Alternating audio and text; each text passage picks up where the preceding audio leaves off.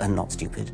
So the only remaining possibility is that they're ignorant, and most people who don't believe in evolution are indeed ignorant. But the people I spoke with weren't ignorant. They were highly credentialed scientists. So there had to be something else going on here. So you think the whole theory of evolution is false, or just certain parts of it? Well, again, evolution is a slippery word. I would say minor changes within species happen. But Darwin didn't write a book called How Existing Species Change Over Time. He wrote a book called The Origin of Species. He purported to show how this same process leads to new species, in fact, every species. And the evidence for that grand claim is, in my opinion, almost totally lacking.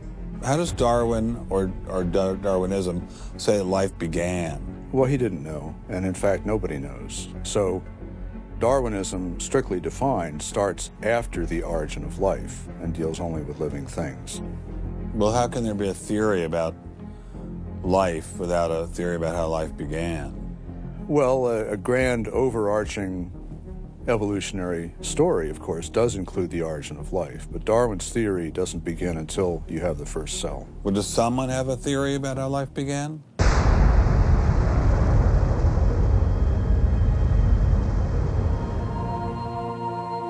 This is the story of a small planet in space called Earth. For a typical Darwinian explanation of how life originated, Dr. Wells directed me toward this documentary.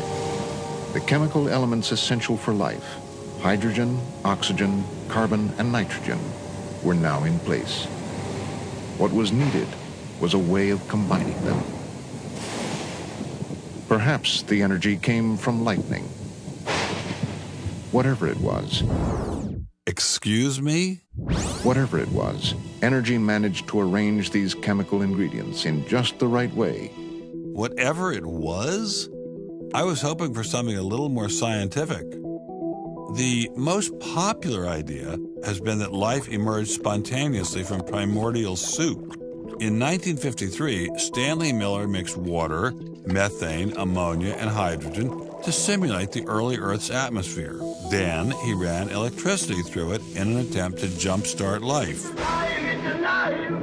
It's alive! It didn't work. While the initial results seemed promising, 50 years later, most serious scientists have abandoned this approach in favor of alternate theories. Prominent Darwinist Michael Roos attempted to explain one of them to me. He wasn't kidding. How did we get from an inorganic world to the world of the cell? Well, one popular theory is that it might have started off on the backs of crystals. My crystal ball. Molecules piggybacked on the back of crystals forming, and that this led to more and more complex. But of course, the nice thing about crystals is every now and then you get mistakes, mutations, and that this opens the way for natural selection. But at one point there was not a living thing, and then there was a living thing. How did that happen? Well, that's just I've just told you.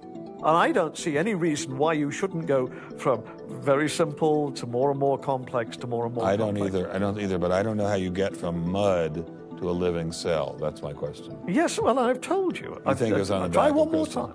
On the backs of crystals. On the backs of crystals is at least one hypothesis, yes. So that's your theory, and you think that is more likely and less far-fetched than intelligent design? I think it is. I wouldn't put Ben Stein's money on Dr. Roos's joyriding crystals, but it did make me wonder, what were the chances of life arising on its own? It's been speculated that probably there would have to be a minimum of about 250 proteins to provide a minimal life function. If that's really true, then I think it's almost inconceivable that life could have happened in some simple step-by-step way. Okay, so the simplest form of life requires at least 250 proteins to function. What's so difficult about that?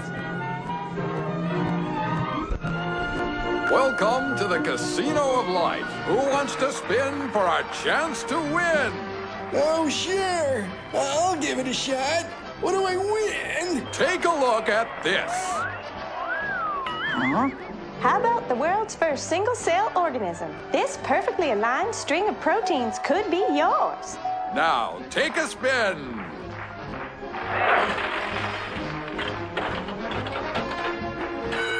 I won! Tina, tell him how many times he needs to do that to win the prize. 250. That's right, folks, and all in the correct order. But that's impossible. We've heard that before, haven't we, Richard?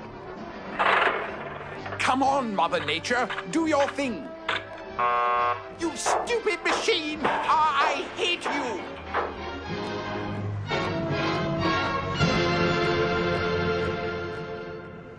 We're talking about something that's staggeringly improbable, roughly 1 in a trillion, trillion, trillion, trillion, trillion, trillion. Let all of life choose a million, a trillion, trillion. The number is essentially zero. Something has to skew nature to choose the ones that work. So, in the game of life, it looks as if the house always wins. Luckily, some serious scientific minds have figured out a way to beat the odds. Directed panspermia. When faced with the overwhelming problem of the origin of life, Nobel Prize winner Francis Crick proposed this theory, that life was seeded on Earth, which basically means aliens did it. Crystals? Aliens? I thought we were talking about science, not science fiction. We don't know what caused life to arise. Did it arise by a purely undirected process? Or did it arise by some kind of intelligent guidance or design? And the rules of science are being applied to actually foreclose one of the two possible answers to that very fundamental and basic and important question. So the rules of science say we will consider any possibility except one that is guided. Exactly. No matter how life began, on the backs of crystals or in the test tube of some intelligent designer, everyone agrees it started with a single cell. But what is a cell? Let me ask you a question. Yeah. Darwin wrote The Origin of Species in 1859, published it in 1859. He had an idea of the cell as being quite simple, correct? Yeah, everybody did. Okay. If he thought of the cell as being a Buick, what is the cell now in terms of its complexity by comparison? A galaxy. If Darwin thought a cell was, say, a mud hut, what do we now know that a cell is? More complicated than a Saturn V. So what is in a cell as far as we know now? A world that Darwin never could have imagined. I needed someone who could give me a glimpse into this world. So we went to molecular biologist Doug Axe. Think of a cell as being a nanofactory, a factory where, on a very small scale, digital instructions are being used to make the components of the factory. Here we have the famous DNA double helix. You can see the two helical strands that are intertwined and wind around each other on the outside of the molecule. This is the material that stores all of our genetic information. In higher life forms, this will be the equivalent of something like a gigabyte of information stored in the molecules that form the individual chromosomes, all packed within the nucleus, which is a tiny fraction of the entire cell size. So what does DNA do? Well, the information in DNA ends up providing the information for sequencing the amino acids to make protein. We have information in a one-dimensional form that provides the information for a three-dimensional form.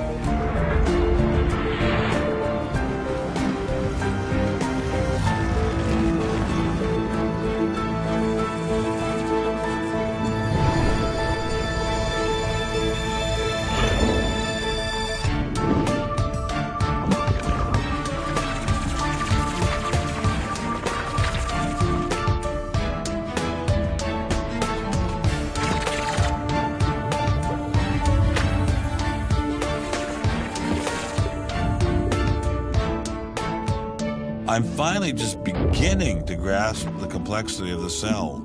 Are there systems within the cell that go well beyond Darwinian evolution? Some type of cellular technology that drives adaptation, replication, quality control, and repair? What if these new mechanisms have massive design implications? Well, I say, so be it.